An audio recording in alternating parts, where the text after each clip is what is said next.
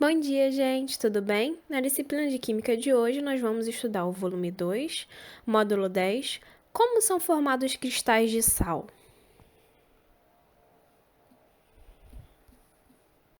Na aula passada, nós estudamos sobre as ligações covalentes. Então, a gente viu um pouquinho da regra do quinteto, que é aquela regra em que os átomos eles precisam se unir, se ligar, para obter estabilidade, tudo bem? Que estabilidade é essa? Ter 8 elétrons na camada de valência. Então, agora a gente vai estudar os outros tipos de ligações químicas que existem, que seria a ligação iônica e a ligação metálica.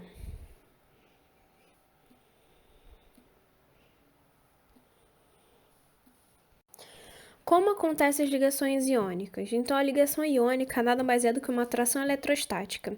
O que seria uma atração eletrostática? É quando cargas positivas e cargas negativas são atraídas. Então, quando uma carga atrai a outra, tá?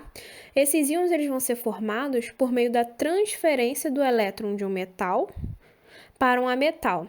Então, os metais eles vão doar seus elétrons que tem na camada de valência, tá?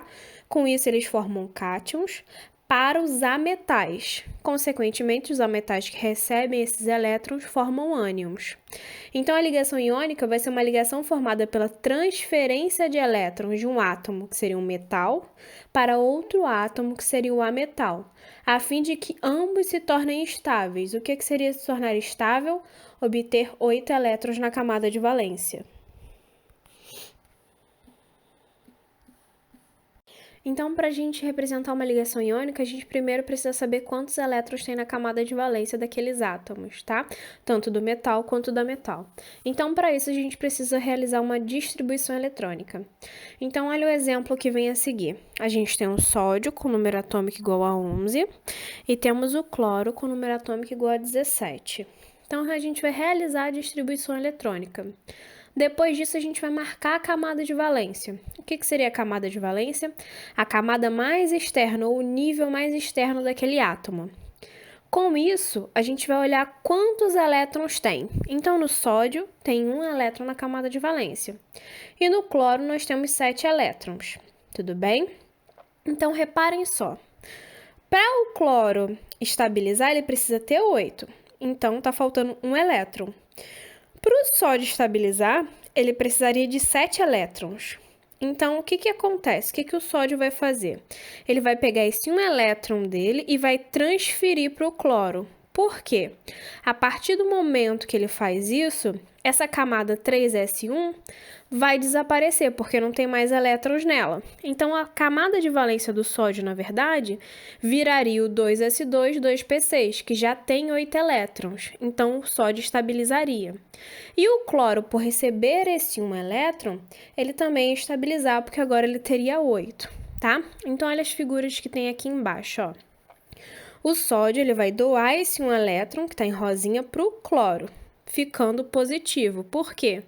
Porque ele vira um cátion, ele doou 1 elétron. E o cloro, porque recebeu, fica negativo, porque ele vira um ânion. Uma outra maneira também da gente realizar essa ligação é pensar da seguinte maneira. Sódio, Na, ele vai doar o elétron, não vai? Então, ele vai ficar positivo.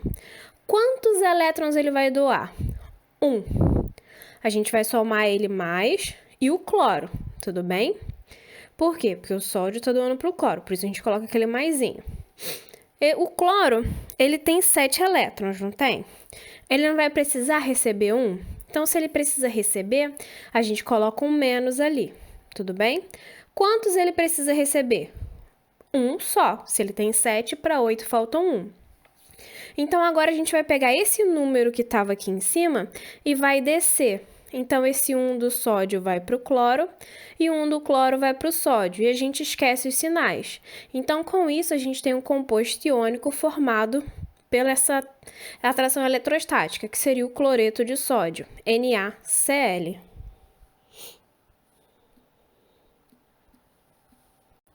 Vamos fazer essa ligação aqui entre o magnésio, que é um metal, e o oxigênio, que é um ametal.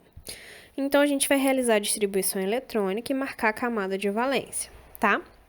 Com isso, a gente consegue observar que na camada de valência do magnésio tem 3 elétrons. E na camada de valência do oxigênio tem 6 elétrons. O que significa isso? Que o magnésio vai doar esses 2 elétrons para o oxigênio. Consequentemente, o oxigênio vai ter 8 elétrons, obtendo estabilidade. E a camada de valência, que era o 3s2, por doar os elétrons, ela vai desaparecer e vai ficar com 2s2, 2p6, que também tem 8 elétrons. Com isso, o magnésio e o oxigênio vão obter estabilidade, tá? Lembrando que o metal, ele sempre doa para o ametal, isso não acontece de forma contrária. Então, vamos olhar a figura aqui, ó. O magnésio tem 2 elétrons, ele vai doar esses 2 elétrons para o oxigênio. Como ele doou 2 elétrons, ele vai virar um cátion bivalente, então fica ali mais 2. E como o oxigênio recebeu 2 elétrons, ele vira um ânion bivalente, menos 2, tudo bem? Ou a gente pode fazer aquela seguinte fórmula. A gente tem o magnésio, ele vai doar. Se ele doa, ele fica positivo. Quantos elétrons ele vai doar? 2. Mais o oxigênio, se ele recebe, ele fica negativo. Quantos elétrons ele precisa para 8? Se ele tem 6, ele precisa de 2. O que a gente vai fazer? A gente vai descer os números invertidos, como se fosse uma cruz, e esquece o sinal. Então, vai ficar Mg2O2. Na química, quando a gente tem números iguais assim, a gente corta, tá? Então, corto 2 com 2. Então, o composto iônico formado seria o MgO, o óxido de magnésio.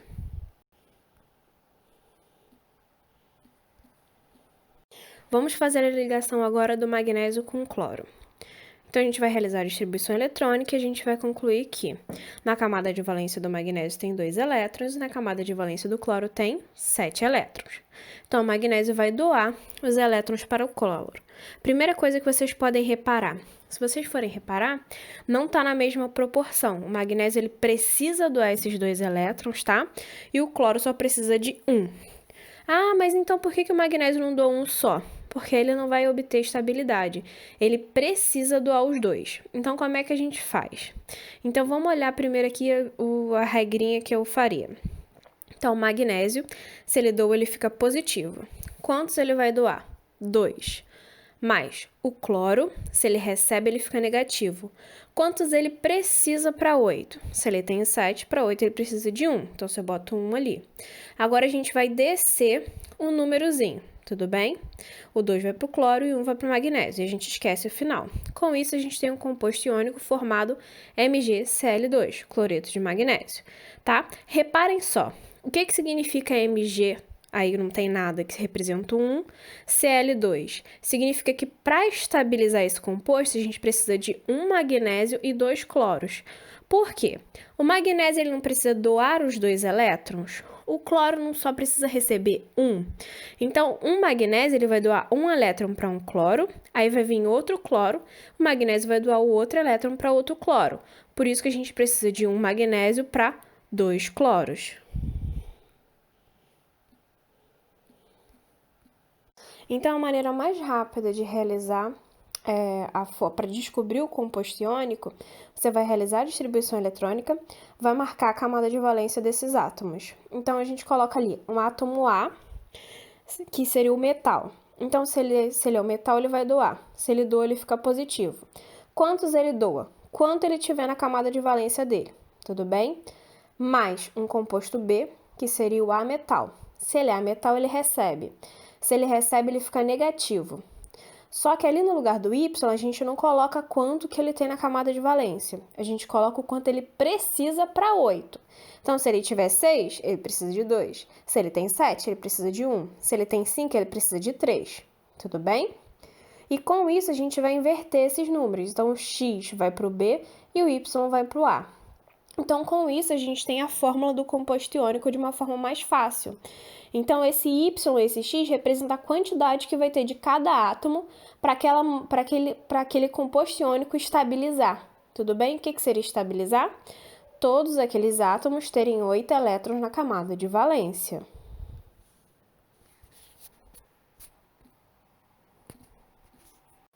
O que é um cristal?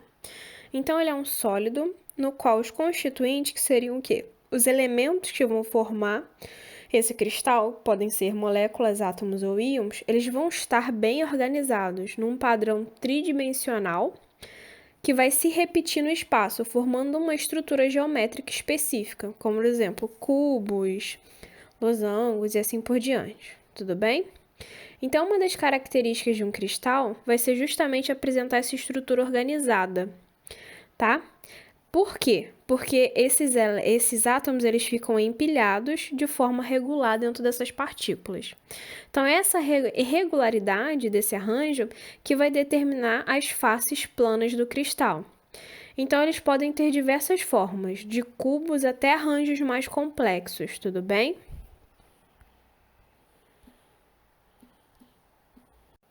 Então, os cristais eles vão exibir diferentes formas geométricas e isso vai ficar de acordo com a organização daquele composto iônico ou molecular.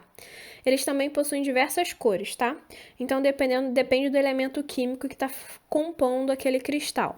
Então, por exemplo, a gente tem o cloreto de sódio, que a gente conhece como sal de cozinha. E ele geralmente é usado na nossa alimentação. É um dos cristais e um dos compostos iônicos que a gente mais conhece. E eles são obtidos a partir do quê? A partir da evaporação de água do mar nas salinas. Então, eles pegam a água do mar, ou eles fazem, por exemplo, igual acontece ali em Cabo Frio, eles jogam em vala e deixam aquele sal evaporando, ou eles podem fazer esse processo a partir da eletrólise, tá? Então, o cloreto de sódio é formado na proporção de um átomo de cloro para cada átomo de sódio. Então, essa figura, na verdade, do cristal do cloreto de sódio está até lá na primeira distribuição, está até lá na primeira ligação iônica que a gente fez, tá? A sua fórmula química é NaCl. Então, a gente não usa o termo fórmula molecular. Toda vez que a gente realiza uma ligação iônica, a gente usa composto iônico, tá? Por quê? Porque esses cristais eles são formados por sais, eles não possuem molécula na sua composição. Eles, na verdade, eles são aglomerações de íons. A ligação covalente, a gente tinha o compartilhamento de elétrons, então esses elétrons eles se ligavam. É como se a gente desse as mãos. Tudo bem? Basicamente seriam isso. Já na ligação iônica, não. Eles são atraídos por causa das cargas opostas. Eles não estão ligados, né? Como se eu pegasse a sua mão e desse a mão para você. Eles estão um do lado do outro. Seria basicamente isso. Essa é a diferença entre composto iônico e um composto molecular. Na molécula, composto molecular, que seria formado por ligações covalentes, a gente compartilha o elétron, então é como se a gente ficasse grudado. Na ligação iônica, não, fica um do lado do outro por causa da atração eletrostática, que seria o sinal de mais atraindo o sinal de menos. Mas eles não estão grudados, eles estão um do lado do outro. Propriedades físicas. Então, eles formam retículos cristalinos, que são cristais, tudo bem? Eles possuem pontos elevados de fusão e ebulição. Por que isso? Por eles serem formados por uma atração eletrostática, é uma atração muito forte, que é uma atração de sinal de mais atraindo um sinal de menos. Tudo bem? Então, essa atração é muito difícil de ser quebrada. Então, ela é mais difícil de ser quebrada do que um compartilhamento de elétrons que acontece numa ligação covalente. Logo, para a gente quebrar esse tipo de ligação, a gente precisa de uma temperatura mais elevada. Por esse motivo que os pontos de fusão e ebulição desses compostos são muito altos. Para a gente quebrar esse tipo de ligação, a gente precisa de muita temperatura, tá? A maior parte deles é solúvel em água. Eles geralmente são encontrados em sólidos a temperatura ambiente. Que temperatura seria essa? 25 graus Celsius. Eles apresentam baixa tenacidade e alta dureza. Como assim baixa tenacidade? Eles quebram com facilidade, tá? E apresentam alta dureza. O que seria alta dureza? Eles conseguem arranhar outros materiais. Eles não conduzem corrente elétrica. Então, se a gente, por exemplo, pegar o sal de cozinha e tentar conduzir corrente elétrica, a gente não vai conseguir. Porém, quando eles estão em soluções aquosas, que seriam quando eles estão no meio da água, eles conduzem corrente elétrica por causa da dissociação iônica. O que seria uma dissociação iônica? Quando a gente coloca, por exemplo, o sal de cozinha, o NaCl, em meio da água, o NaCl é o quê? É um composto iônico formado pelo cátion de sódio e o ânion de cloro. Quando a gente coloca em meio de água, ocorre uma dissociação iônica. O que seria isso?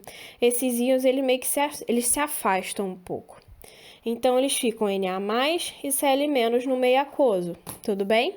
E essas cargas positivas e negativas que vão fazer com que tenha condução de corrente elétrica.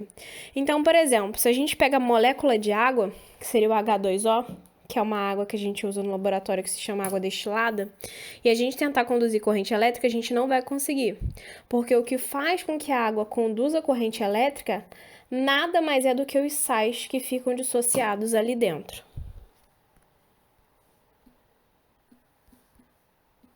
Então, como eu já expliquei no slide anterior, quando a gente coloca esses sais em água, ocorre o processo de hidratação dos íons, o que vai justamente enfraquecer essa força de atração entre eles, anulando essa tendência dos compostos iônicos de se manterem nessa rede cristalina, tudo bem? Agrupados bonitinhos, seria isso. Então, esses íons, ele abandonam esse retículo, essa ordem que eles se encontram, e se movimentam de forma livre ali na água, tá? Com isso, a gente acaba aumentando a desordem do sistema. Se o sistema já estava ordenado, por exemplo, em formato de cubo, vamos supor, agora ele já está desordenado, então não tem mais uma ordem específica. Então, em parte, isso é responsável por facilitar a dissociação desses compostos iônicos em água, tá? Essa desordem. Entretanto, não são todos os compostos iônicos que se dissolvem em água, tá, gente? A maioria é solúvel em água, mas nem todos, como, por exemplo, carbonato de cálcio e cloreto de prata. Substâncias iônicas e o nosso dia a dia. Então, aqui a gente tem uns 3 exemplos que a gente consegue encontrar no nosso cotidiano de alguns compostos que são formados a partir de uma ligação iônica, tá? Então, por exemplo, a gente tem o sulfato de cobre, que ele geralmente é utilizado na agricultura e na jardinagem como pesticida. A gente tem o famoso cloreto de sódio, que é o sal de cozinha que a gente usa para tempero, para realçar o sabor das coisas, tá? A gente também tem um carbonato de cálcio, que seria o quê? Seria um antiácido, que a gente usa quando a gente tem azia, por exemplo. Então, por ser uma base, a gente utiliza para diminuir a azia que tem dentro do nosso estômago, tá?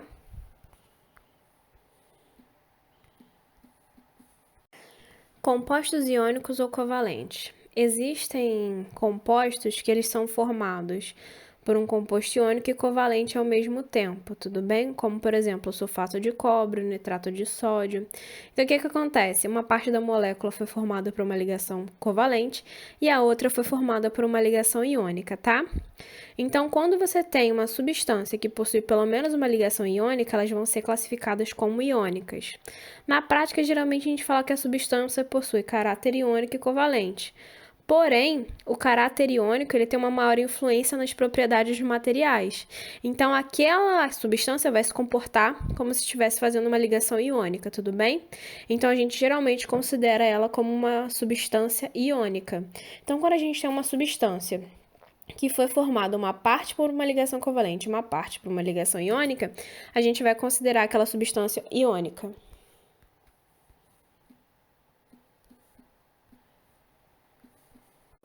Ligação metálica. Então, a gente estudou na tabela periódica os metais.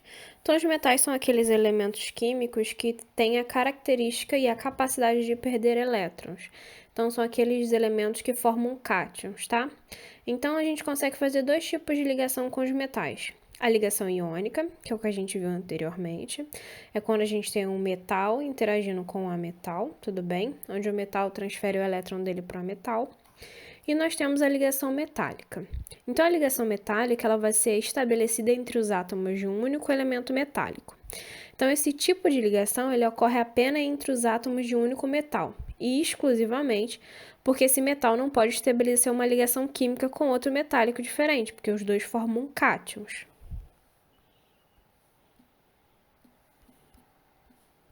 Então, o que acontece? Na ligação metálica, esses retículos cristalinos, que seriam esses cristais que formam os metais, eles, na verdade, eles são um aglomerado iônico. O que seria isso?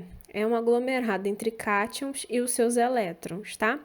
Então, os elétrons que estão na camada de valência dos metais, eles não são fortemente ligados. Por quê? Se você for reparar os metais, por exemplo, os metais de transição, eles são metais com número atômicos alto.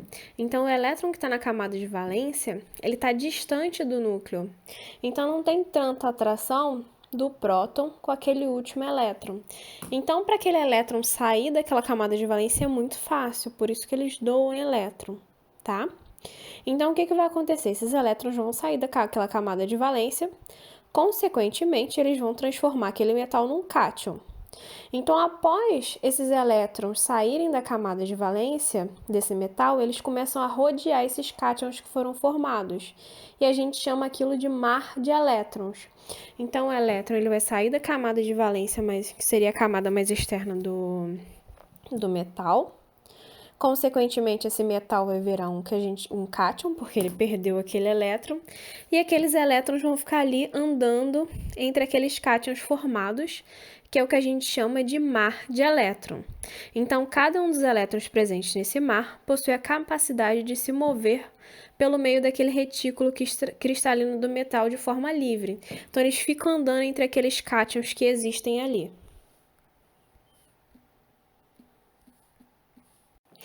Então, o movimento desse elétron vai acabar unindo esses cátions, justamente formando esse retículo cristalino que a gente está vendo, tá? Então, um composto e um metálico nada mais é do que uma formação de um grande número de células. O que seria isso?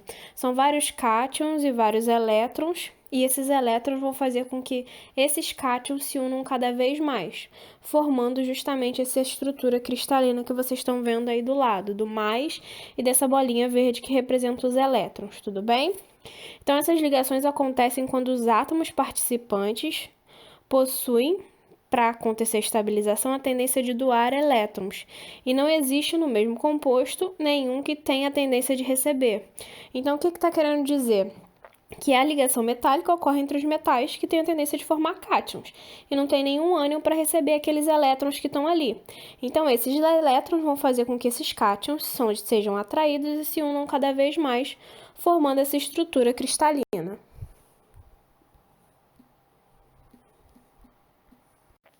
As propriedades físicas dos metais. Então, eles são sólidos à temperatura ambiente, com exceção do mercúrio, que se encontra no estado líquido. Eles possuem um brilho característico, eles apresentam baixa eletronegatividade. O que seria isso? Eles não têm a tendência de puxar os elétrons para ele, basicamente dentro de uma ligação. Eles são ótimos condutores térmicos e elétricos. Eles apresentam alto ponto de fusão e ebulição. Por quê? Como eles são formados a partir de ligações também, a atração entre o cátion e o elétron, esse tipo de ligação vai ser muito forte, vai ser até mais forte do que o do composto iônico. Então, o ponto de fusão e ebulição, que seria o ponto para fazer a quebra dessa ligação metálica, é muito grande. Então, precisa de uma temperatura muito alta para isso acontecer, tá? Eles são dúcteis e maleáveis, então eles formam fios, eles formam placas. Basicamente, seria isso.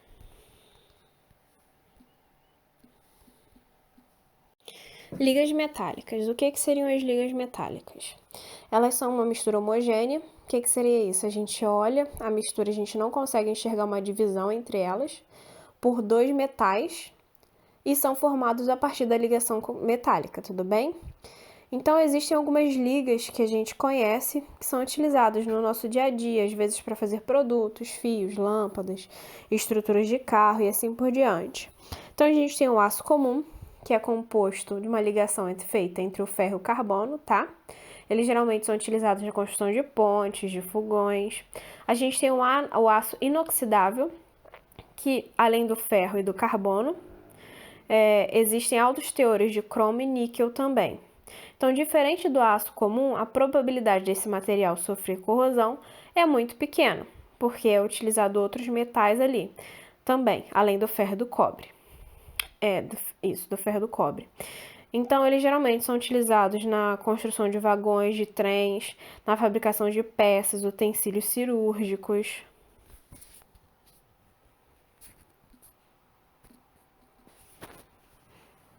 Nós temos também, por exemplo, o bronze, que é formado pelo elemento cobre com elemento estanho, tá? E, geralmente a gente utiliza para construir estátuas, moedas ou até medalhas olímpicas, por exemplo. É muito comum a gente achar que o bronze é um átomo, um elemento químico, mas na verdade, se vocês forem procurar na tabela, não existe um elemento químico chamado bronze. O bronze, na verdade, é uma ligação metálica entre dois elementos químicos, tá? O latão. O latão também é constituído de cobre e zinco. Então, geralmente é utilizado na fabricação de janelas, torneiras, componentes elétricos.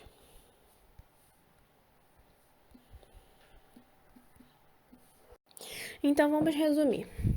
Quando a gente tem uma ligação de um ametal com outro ametal, ou um ametal ligado a um hidrogênio, a gente vai falar que aquela ligação é uma ligação covalente, onde ocorre o compartilhamento de elétrons, tá?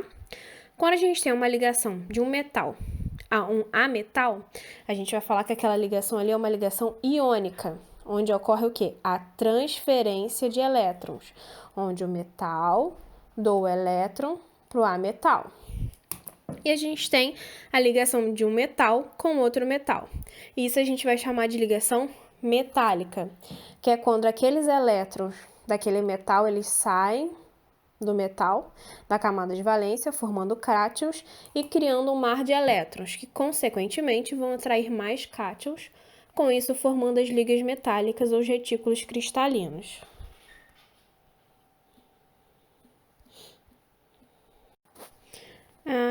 Vamos ao exemplo. Está falando assim: considere os elementos x e y. As distribuições eletrônicas do x e do y são apresentadas na tabela a seguir. Que alternativa apresenta a fórmula química e o tipo de ligação formada pelo composto. Então, na tabela, se vocês forem reparar, ele deu os elétrons distribuídos pela camada, que seria pelos níveis de energia. Ele não deu a distribuição do diagrama de Linus-Pauling, que mostra em qual subnível está. Então, por exemplo, lembra que eu falei do prédio? É como se eles estivessem falando em qual andar aqueles elétrons se encontram, sem informar em qual sala eles estão, tá? Então, como a gente vai resolver essa questão?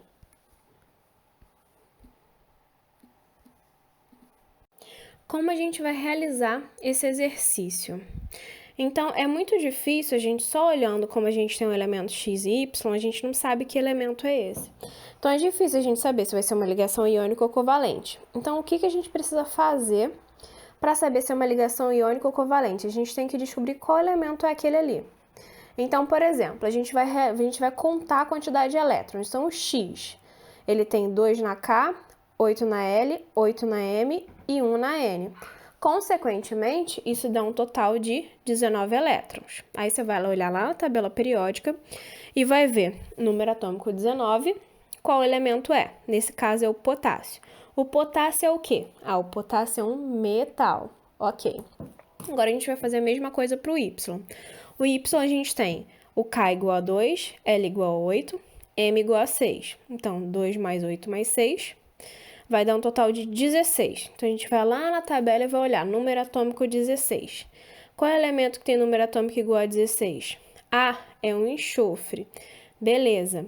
Então, a gente já sabe que o X é o potássio e o Y é o enxofre. Então, o X é um metal e o Y é um ametal. Tudo bem? Ligação entre metal e ametal é uma ligação iônica. A gente já descobriu qual a ligação que faz aqui. Agora, como é que a gente descobre a fórmula? Simples, a gente pode fazer de duas maneiras. Então, a gente sabe que o X, ele tem um elétron na camada de valência. E o Y, ele tem 6 elétrons na camada de valência, tá? Que é a última camada, que nesse caso, do X seria o N e do Y seria o M. Então, o que a gente vai fazer? O X, né, o metal, ele vai doar. Quantos elétrons ele vai doar? 1 elétron. Então, é mais 1. Mais. O Y, ele não vai receber? Se ele recebe, ele fica negativo.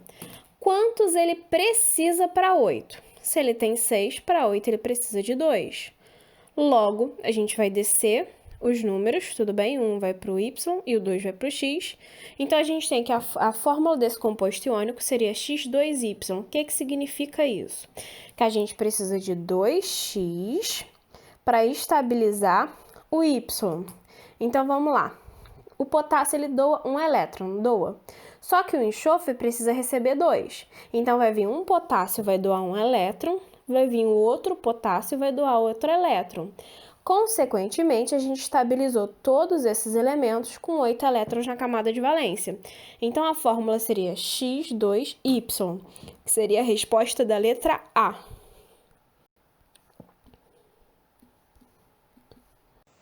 Bom, gente, esse módulo acaba por aqui.